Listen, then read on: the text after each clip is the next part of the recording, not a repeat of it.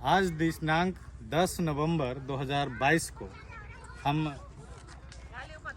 बिहार के वैशाली जिले में वैशाली स्तूपा के पास खड़े हैं। आज मुझे बहुत खुशी हो रही है कि हम आपके सामने वैशाली का बौद्ध धर्म से संबंधित कुछ इसके महत्वपूर्ण जानकारी आपको दें। तो बात ऐसा है कि बौद्ध इतिहास में वैशाली की जितनी तारीफ की जाए उतनी ही कम, और हो सकता है कि एक दिन में हम पूरी कहानी भी न बता पाए। इनकी व्याख्या इतनी बड़ी हो है।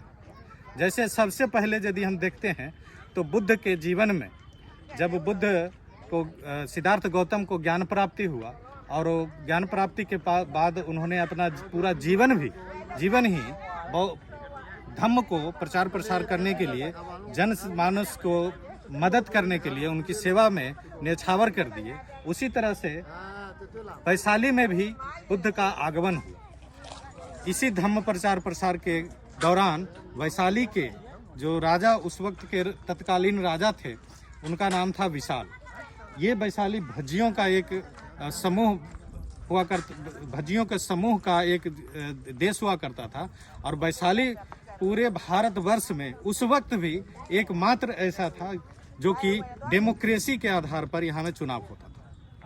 पूरे भारतवर्ष में जो अभी हम पश्चिमी सभ्यता के बारे में हम कहते हैं और तारीफ करते हैं कि डेमोक्रेसी आया, 2500 साल पहले से भी भारत में डेमोक्रेसी की व्यवस्था थी।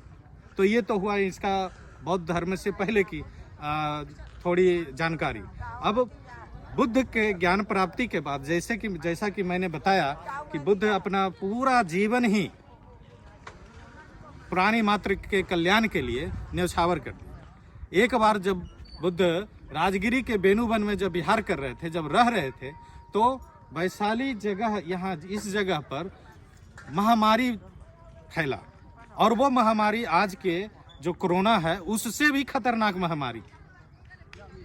उस महामारी में इतने सारे लोगों का जीवन अस्त व्यस्त हो गया। लोगों का जीना, जो जीवित थे वो उनकी मृत्यु हो गई, जिनका अपने परिवार से बिछड़ गए, कि हम उनकी गिनती नहीं कर पाते हैं। इसीलिए क्योंकि ग्रंथों के आधार पर जो लाश है वो सड़कों पर, गलियों में जिधर तिधर बिखरा हुआ मिलता था। और वो इसलिए नहीं बिखरा हुआ रहता था कि उसका देखभाल करने वाला कोई नहीं, इसलिए बिखरा हुआ रहता था कि जलाने के लिए, लाशों को जलाने के लिए लकड़ी कम पड़ गया। उस वक्त विशाल राजा को किसी ने सलाह दिया कि बुद्ध के पास जाइए और बुद्ध से उनको यहाँ बुलाइए, उनके उपदेश से उनके यहाँ चरण पड़ेंगे और इस